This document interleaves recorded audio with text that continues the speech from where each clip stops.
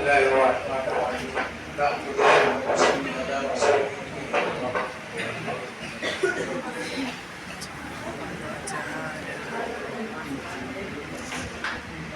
محترم حضرات کرام، معزز سامعین کرام اور پیارے بچوں، جیسا کہ آپ حضرات کو معلوم ہے کہ قرآن کریم کی نسبت سے ہمارا آپ کا جمع ہونا ہوا ہے۔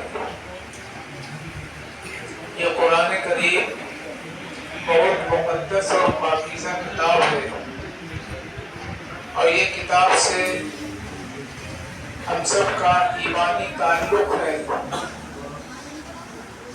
اور قرآن کریم کے بغیر ہم کوئی چیز مکمل نہیں کر سکتے۔ قرآن کریم ایسی واحد کتاب ہے جو رہتی دنیا تک انسانوں کی ہدایت کے لیے واحد سچی کتاب ہے۔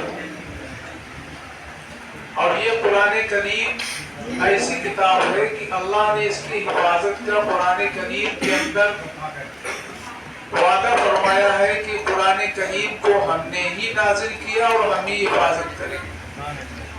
اس سے پہلے اور کتابیں آئیں لیکن وہ باقی نہیں رہی، لیکن قرآن کریم کا اللہ نے حفاظت کا ذمہ لیا، اور جب سے قرآن کریم نازل ہوا اور آج تک اور رہتی دنیا تک قرآن کریم کے ایک نقطے کو بھی ادھر ادھر کوئی نہیں کر سکا۔ حالانکہ بہت طاقتیں جو اسلام کی دشمن تھیں اور قرآن کریم کے مٹانے کے در پر ایڑی چوٹی کے زور لگا دیے، لیکن قرآن کریم کے ایک زبر زیر کو بھی ادھر ادھر نہیں کر سکے۔ قرآن کریم وہی اصلی حالت پر آج بھی ہے اور کل بھی رہے گا، اور اللہ تعالیٰ نے قرآن کریم کو ہم آپ دیکھتے ہیں کہ چھوٹے چھوٹے بچوں کے ذریعے سے اللہ تعالیٰ حفاظت کرا دیتا ہے، اور ایسے بچے جن کو جانتے بھی نہیں، محلے ہی میں رہنے والے لوگ کہتے ہیں ہمیں تو پتا نہیں، اب یہ مسجد میں پتہ چلا کہ یہ بچہ حافظ ہو گیا۔ یعنی اللہ نے جب ارادہ کیا، بچے کو والدین نے ارادہ کیا، نیت کی، اور بچے کو قرآن کریم کے لیے مدرسے کے حوالے کر دیا، استاد کے حوالے کر دیا، تو اللہ تعالیٰ نے قرآن کریم کی دولت اس کے سینے میں عطا فرما دی۔ اور جیسا کہ آج دیکھا کہ حافظ صاحب نے مسجد کے اندر قرآن کریم کو مکمل کیا، سنایا، اور پیچھے کھڑے ہو کر قرآن کریم کو سنا، تو قرآن کریم جو حافظ صاحب پڑھ رہے ہیں وہی قرآن کریم دیہات کا ہو چاہے شہر کا ہو، پڑھا لکھا ہو ان پڑھ ہو، عالم ہو جاہل ہو، لیکن یہ قرآن کریم بھائی سب کے لیے ہے، یہاں تک کہ عالم کے سارے انسانوں کے لیے ہے۔ ہم نے آپ نے سمجھ لیا یہ قرآن کریم صرف مسلمانوں کے لیے نہیں، جو قرآن کریم پر ایمان نہیں لائے اور نہیں مانتے ان کے لیے بھی یہ ہدایت کی کتاب ہے۔ نہ مانے یہ ایک الگ بات ہے، ایمان نہ لائے ایک الگ بات ہے، لیکن کتاب سارے انسانوں کے لیے ہے، ہدی للناس، ساری انسانیت کے لیے ہے یہ کتاب۔ تو یہ قرآن کریم چاہیے کہ ہم سب اس قرآن کریم سے فائدہ اٹھائیں، نفع حاصل کریں، اور ایک بنیادی چیز یہ ہے کہ نماز ہو، روزہ ہو، قرآن کریم ہو، ہم کم پڑھے لکھے ہو، زیادہ پڑھے لکھے ہو، کم عمل کرتے ہو، زیادہ عمل کرتے ہو، ہمارے دل کے اندر یقین ہے قرآن کریم کا، اللہ کے نبی پر ایمان رکھتے ہیں، کلمے پر ہمارا ایمان ہے، یقین ہے، مرنے کے بعد آخرت کے نظام پر یقین ہے، فرشتوں کو برحق مانتے ہیں، تو ہمیں دین کی چیزوں کو آگے رکھنا ہوگا، ایک بنیادی سی آسان سی بات ذہن میں آئی، عرض کرنا چاہتے ہیں آپ لوگوں کی خدمت میں کہ اگر ہمیں اپنی عزت، ترقی، بلندی، سکون، اور کیسا سکون جو اللہ کی طرف سے عطا ہوتا، اللہ اور اللہ کے رسول کی طرف سے بشارت، خوشخبری، وعدہ ہے، وہ کامیابی ہم دین کو آگے رکھنے والے ہو جائیں، دین کا جو عمل کریں اس کو آگے رکھیں۔ اگر دو چیزوں کا مسئلہ سامنے آتا ہے، ایک طرف دین کا مسئلہ ہے، ایک طرف اپنا ذاتی مسئلہ ہے، دنیا کا مسئلہ ہے، دونوں میں ٹکراؤ ہو رہا تو ہمیں ترجیح کس کو دینی ہے؟ ہمیں آگے اگر اس کو رکھیں گے تو اللہ ہمیں بلند کر دے گا، اگر ہم نے دنیا کے مسئلے کو آگے کر دیا، اس کو پیچھے کر دیا، بھلے ہی ظاہر میں ہمیں ترقی نظر آئے لیکن اللہ کی طرف سے بلندی نہیں نصیب ہوگی۔ اللہ کی طرف سے جو سکون، جو برکت، جو خیر کا معاملہ ہے وہ ترقی کا، اور ظاہر سی بات ہے جس چیز کو ہم آگے رکھتے ہیں وہ چیز آگے ترقی کرتی ہے۔ اور دین جو پاک ہے، دین اور دین کی چیزیں پاک اور صاف ہے، اس پر ایمان ہے، کلمہ پاک ہے، قرآن کریم پاک ہے، حدیثیں پاک ہے، اللہ کے نبی پاک ہے، تو یہ دین کو ہم جیسے کمزور لوگ اگر پیچھے کریں گے تو ہم کیسے ترقی پا جائیں؟ جو چیز دنیا آخرت دونوں درست کرے، جس دین کے خاطر اللہ کے نبی اپنے پیٹوں پر کئی چاند پتھر باندھے اور بڑی بڑی مصائب کا سامنا کریں، طائف کے میدان میں، طائف کے مقام پر اللہ کے نبی کو اتنا ستایا جاتا ہے، اتنی پتھروں کی بارش ہوتی کہ اللہ کے نبی خون مبارک سے لہو لہان ہو جاتے، جوتے مبارک تر ہو جاتے، یہاں تک کہ اللہ کی رحمت جوش میں آتی، فرشتے عذاب والے حاضر ہو جاتے، اللہ کے نبی سے درخواست کرے، اللہ کے نبی اشارہ کرتے ہم یہ پورے طائف کی بستی کو پلٹ دیں اور مٹا دیں۔ اللہ کے نبی کی رحیم کریم ذات نہ بدلہ لیتی ہے اور نہ بددعا دیتی ہے، بلکہ ان کو معاف کر دیتی ہے۔ تو یہ دین اتنا بلند ہے کہ اس دین کی خاطر اللہ کے نبی کیسی تکلیفیں اٹھائیں اور اس دین کو پہنچانے کے لیے کیا کیا مسائل برداشت کریں، ہم آپ کے لیے، اور ہم آپ کیا کر رہے ہیں؟ یہ کوئی ہماری بات نہیں، نہ ہمارا پرسنل کوئی میسج ہے۔ جب اس دین کے لیے انبیاء علیہ السلام نے قربانی دی، صحابہ کی مقدس جماعت اس نے قربانی دی اور بلند کیا اور آگے رکھا، اپنی جان کو جان نہیں سمجھا، مال کو مال نہیں سمجھا، گھر کو گھر نہیں سمجھا، گھر کی بھی قربانی دی، ہجرت فرمائی، اپنے وطن کو چھوڑا۔ اور ایسا نہیں، وہی بات کہ اگر صحابہ کرام ہجرت نہ کرتے ہم آپ مسلمان نہ بیٹھے ہوتے، معاف کریے گا، صحابہ کرام نے ہجرت کی، دنیا کی چاروں طرف پہلے مکہ کی مبارک سرزمین، مدینہ منورہ کی مبارک سرزمین وہ چھوڑی دین کے خاطر، دین کو آگے رکھا۔ اور ایسا ہی نہیں، سمندر بھی سامنے آ گیا تو رکے نہیں صحابہ، سمندروں کے اندر گھوڑے دوڑا دیے۔ موسیٰ علیہ السلام کا لشکر جب دریا دیکھا، راستہ بنے تھے تب ان کا لشکر اس دریا کو گزرا تھا، لیکن صحابہ اللہ کے نبی کے چاہنے والے، جان کو نچھاور کرنے والے، جان کی قربانی دینے والے، جان کو لٹانے والے، انہوں نے راستہ نہیں دیکھی، اللہ کے نبی کے فرمان کو دیکھا اور سمندر میں گھوڑے پانی کو پر دوڑا دیے۔ کس لیے؟ دین کے پیغام کو پہنچانے کے لیے۔ ہم آپ جو ہے دین کے مسئلے کو، قرآن کو ضرورت پڑے تو ہم اس کی قسم کھانے میں بھی دریغ نہیں کرتے، دنیا کا مسئلہ بن جاوے جھوٹی سچی قسم کھا لیں۔ تو ہمارا کہنے کا مطلب ہے اگر ہم ترقی چاہتے ہیں، جو بھی عمل کرتے ہیں، اگر اس کو ہم آگے رکھیں گے اور اپنے مسائل، دنیا کے مسائل، اس کا مطلب یہ نہیں کہ دنیا کی چیزوں کو چھوڑنا ہے، ایسا بالکل نہیں نا، دنیا کے کاروبار کو، دنیا کے کام کو چھوڑنا نہیں، لیکن ہر چیز کا ایک وقت ہوتا ہے، تقاضا ہوتا ہے. اللہ کے گھر سے مسجد سے اذان کی صدا لگی، اللہ کے نام کا کلمہ بلند ہوا، اللہ کے نبی کی رسالت بلند ہوئی، کامیابی کی آواز لگی اللہ کے گھر سے. اب ہمارے سامنے دنیا کا کام ہے اور اللہ کے گھر کا بلاوا ہے. اب ہمیں چاہیے کہ دنیا کے کام کو پیچھے کر کے اللہ کے گھر میں حاضر ہو جائے. یہ ہم نے آگے کیا، یہ ہم نے آگے کیا.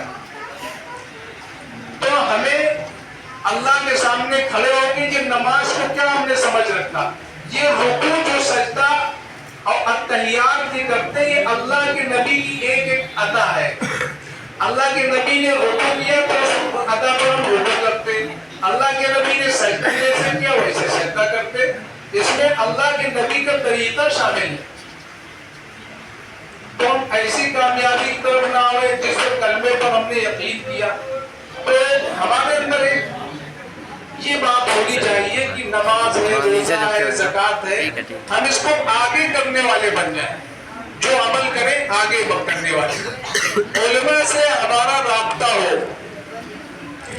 دنیا کے اندر ڈاکٹر سے، وکیل سے اور افسران سے جیسی ضرورت ہوتی ہے، کالج لائن کی، پڑھائی لائن کی، ترقی کی لائن کی، اس کے ماہر سے رابطہ کرتے ہیں.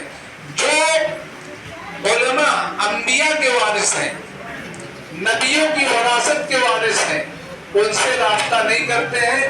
ایسے مسئلے میں وہ خود حل نکال لیتے ہیں.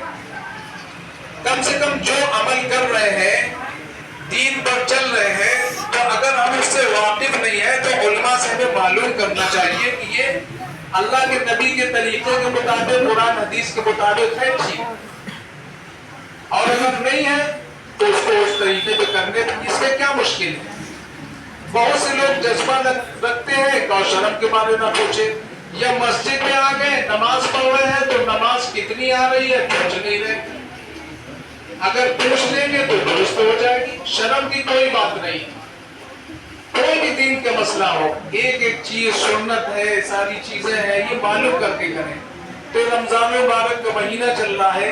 اللہ کے نبی رمضان کے متعلق شعبان ہی سے تیاری فرمایا کرتے تھے اور دعا فرمایا کرتے تھے. تو یہ مبارک مہینہ رمضان کا ملا، اس کی قدر کریں. جیسے دنیا کے اعتبار سے سیزن اور سہالت ہوا کرتی ہے جس لائن سے جس کی، تو یہ اعمال کے اعتبار سے، اپنی آخرت بنانے کے اعتبار سے رمضان سہالت کا مہینہ ہے. اور ایک چیز کوئی دیکھے یا نہ دیکھے، کوئی واہوائی کرے یا نہ کرے، دین کے مسئلے میں ہمارا اللہ سے تعلق ہونا چاہیے. اللہ کی نبی کی طریقہ مل گیا، اللہ کے لیے کر لیا اور کوئی نہیں. کسی نے اچھا کیا کہا تو ٹھیک، نہیں کہا تو ٹھیک. تو ہمیں بنیادی طور پر یہ چیز آگے رکھنی چاہیے. عمل کے اندر روزہ رکھ کر اللہ کا حکم ہے، اللہ کے نبی کا بات طریقہ ہے، اگر یہ چیز مل گئی بس کافی ہے. تو یہ چیزیں ذہن میں آئی تھی. اور ایک بنیادی چیز یہ ہے کہ نماز، روزہ، عبادت جو ہے یہ اس کا مسجد سے خاص تعلق ہے. ہمیں آپ کو چاہیے کہ مسجد سے اپنا تعلق جوڑیں. اگر ہم مسجد سے اپنا تعلق جوڑیں گے تو ہمارے اندر اعمال کی حرارت، اعمال سے جڑے رہیں گے. نماز کا پڑھنا، قرآن کا سننا پڑھنا آسان ہوگا. اگر ہم مسجد سے کٹ جائیں گے تو ہم نماز کا پڑھنا مشکل ہوگا اور قرآن کا سیکھنا سننا مشکل ہوگا. مسجد میں کوئی حافظ عالم صاحب ہے، ان سے جڑنے سے مسائل معلوم کر لیں گے، غلط صحیح پوچھ لیں گے. جب مسجد نہیں آئیں گے تو پوچھنے کی بھی ہمت نہیں پڑے گی. کیا کریں، مسجد تو جاتے نہیں، نماز تو پڑھتے نہیں، کیسے بات کریں، کیا پوچھیں. اگر ہم مسجد سے جڑے رہیں گے، آتے رہیں گے، اگر ہمیں نماز پڑھنا بھی نہیں آتا ہے تب بھی ہم شرم کی وجہ سے آنا نہیں بند کریں. مسجد میں جیسے بھی ہم نماز پڑھ سکتے پڑھیں، جو بھی موٹی موٹی چیز آتی پڑھتے رہیں، کوئی شرم کی بات نہیں. اللہ کے گھر میں آ رہے، سر جھکا رہے ہیں، بڑی بات ہے. آگے ایک ایک چیز معلوم کریں گے، آتے کوئی بات نہیں. کوئی سیکھ کے نہیں آتا ہے. اس لیے ہمیں چاہیے نمازوں کی پابندی کریں، روزوں کا اہتمام کریں اور تراویح کی پورے رمضان پابندی کریں. اور جو بستی کے اندر حافظ ہیں، علماء ہیں، امام ہیں، ان کی قدر کریں. گھر کے ہو، باہر کے ہو، محلے کے ہو، بستی کے ہو، کوئی ضرورت پڑے ان کو سپورٹ کریں، ان کا ساتھ دیں. دین کا کہیں کام ہے اس میں جڑے، ساتھ دیں. ہم کچھ نہیں کر سکتے، کھڑے ہو سکتے ہیں، ساتھ دے سکتے ہیں، جس لے کے کھڑے ہو سکتے ہیں. ہمارا حق نہیں ہے کیا؟ ہم یہ سمجھ لیا غلط فہمی کہ حافظ صاحب، امام صاحب ہی ذمہ دار ہیں. نہیں، ہم نہیں زیادہ کر سکتے. اگر کوئی کام ہے مسجد کا، مدرسے کا، تعلیم کا، دینی نظام کا، تو ہم کھڑے تو ہو سکتے ہیں، وقت دے سکتے ہیں، قربانی دے سکتے ہیں. جو کچھ نظام چل رہا ہے اس وقت، اللہ کا شکر ہے، اس کی برکت ہے، جس کی وجہ سے ہم بیٹھے ہیں، جمع ہیں. یہ علماء اور حفاظ اور ائمہ کی محنت کا ذریعہ ہے. اگر محنت نہ کرتے، کہتے سنتے نہیں، پڑھاتے سکھاتے نہیں، تو آج یہ حفاظ کی تعداد نہ نظر آتی. اس کے ذریعہ علماء اور حفاظ کے ذریعہ مدارس ہے، مدارس ہی سے علماء اور حفاظ پیدا ہوتے ہیں. تو کم از کم ہم ایسی جگہ پر مدارس کا ساتھ دینے والے، مساجد کے ساتھ قربانی میں کھڑے ہونے والے، اور جو بھی دین کا کام کر رہے حوصلہ بڑھانے والے. مسجد میں آپس میں دو نا اتفاقی نہیں بلکہ جو سراہنے کا نظام ہونا چاہیے. اگر کسی کے اندر برائی ہے تو ساری اچھائی ایک برائی میں پانی پھیرنے والے نہ بنے، بلکہ وہ برائی کیسے حکمت سے دور ہو جائے. ایک طریقہ ہوتا ہے کمی کو اس انداز میں کہا جائے جس سے اس کو خراب لگے. ایک طریقہ ہوتا ہے اس انداز میں کہا جائے کہ بھائی اگر ایسا کر لے تو بڑا اچھا ہوگا. اکیلے میں کہا جائے، خیر خواہی اور ہمدردی کے اعتبار سے کہے تو انشاءاللہ نفع ہوگا. اگر ہم نے دھوکہ اس لحاظ کیا کہ کل تک تو یہ حالت تھی، آج مسجد میں آ گئے، ارے 900 چوہے کھا کے حج کو چلے. جملہ عام ہے، بتاؤ ایسے جملے کہو گے تو وہ تم سے جڑے گئے بھاگے گا. ارے وہ کچھ کرے، اللہ کا معاملہ ہے. ہمیں جوڑ کی ایک شکل بنانی چاہیے. ویسے بھی مسجدوں کا حال ہے، 4 نمازی، 2 نمازی بار ٹائم اذان کے لانے پڑ رہے ہیں. اللہ معاف کرے.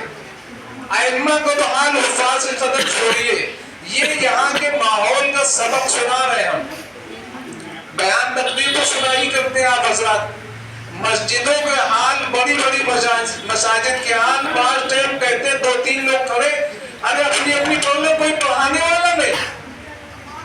اپنی اپنی پڑھ لو، کوئی پڑھانے والا نہیں. مسجد سب کچھ تو کیا ہے؟ اگر پڑھانے کے لیے کھڑا ہوتا ہے، ہم ان کے پیچھے نہ پڑھیں گے، ہم نہ پڑھیں گے، جب پڑھ لو. تو یہ دو کی چیزیں ہیں، ایک تو ہے نہیں، اور جو کچھ پہنچ رہے ہیں وہ بھی 9-2-11 والا مسئلہ. تو یہ چیزوں کا احتیاط کریں. حافظ ہو، علماء ہو، جو برابر قربانی میں لگا ہے، کمی بیشی ہو جائے، اگر وہ سلسلہ ٹوٹ گیا تو دوسرا کہاں سے لاؤ گے؟ درہم برہم ہو جاتا ہے نظام. تو اس لیے جوڑ کو چاہیے، برسراہنے کو چاہیے. تو یہ رمضان المبارک چل رہا تھا اور حافظ صاحب نے قرآن کریم سنایا. ہم سب نیت کریں کہ انشاءاللہ اپنے اپنے گھروں میں، خاندان میں انشاءاللہ نیت کریں کہ اپنے بچوں کو حافظ بنائیں گے انشاءاللہ. اللہ تعالیٰ قبول فرمائے. اور ایک نیت کریں کہ جو بڑے چھوٹے ابھی قرآن کریم نہیں سیکھے، نہیں پڑھے، تو شرمانے کی کوئی بات نہیں. زیادہ عمر ہونے کے بعد ایک آیت صرف سیکھیں، ایک آیت سیکھیں بس. انشاءاللہ بڑی عمر والوں کو ایک آیت کر کے بہت کچھ آ جائے گا. لیکن یہ نیت کریں کہ کوئی بھی گھر کا فرد ایسا نہ بچے جس کی زبان پر قرآن کریم نہ ہو، جس کے دل و دماغ میں قرآن کریم کا حصہ نہ ہو، جس سے نماز درست ہو جائے، کوئی بھی نہ ایسا ہو. اتنا سیکھنا تو اس کے اوپر فرض ہے. جس میں نماز درست ہو جائے، بچہ، بوڑھا، جوان، عورت، مرد، سب کے لیے اتنا قرآن ضروری ہے، نہیں تو گناہ گار ہے. تو سیکھیں گے انشاءاللہ. اور یہ روزے چل رہے ہیں، روزے کا اہتمام کریں گے انشاءاللہ، کریں گے. اور جو روزہ نہیں رکھ رہے ہیں وہ کوشش کریں رکھنے کی، اور جو رکھنے والے ہیں اس حکمت سے کریں کہ وہ رکھنے والا بن جائے. گھر والے جیسے ہر گھر والا ذمہ دار ہے. گھر کے اعتبار سے اگر فکر کریں گے تو گھر میں کہنے کا اثر پڑتا ہے اور بات مانی جاتی ہے. گھر کے علاوہ بستی میں عام لوگوں میں کہیں گے تو احتیاط سے بات کہی جاتی ہے. لیکن اپنے ذاتی گھر کے مسئلے میں سب ذمہ دار ہوتا تو بچے ادب بھی کرتے مانتے بھی. تو خود بھی روزہ رکھے. ایک تو چاہیے جو ذمہ دار گھر کے ہیں بڑے ہیں وہ عمل کرے, قرآن پڑھے, روزہ رکھے, پھر گھر میں کہیں انشاءاللہ اس کا زیادہ اثر ہو. یہ باتیں ذہن میں تھی. اور اعتکاف کے لیے اگر یہاں نہیں بیٹھتے کوشش کریں اعتکاف میں انشاءاللہ بیٹھیں گے, مسجدوں کو آباد کریں گے. اور کوئی بات ہو جو باتیں کہی گئی اللہ تعالیٰ کہنے سننے زیادہ عمل کی توفیق عطا فرمائے.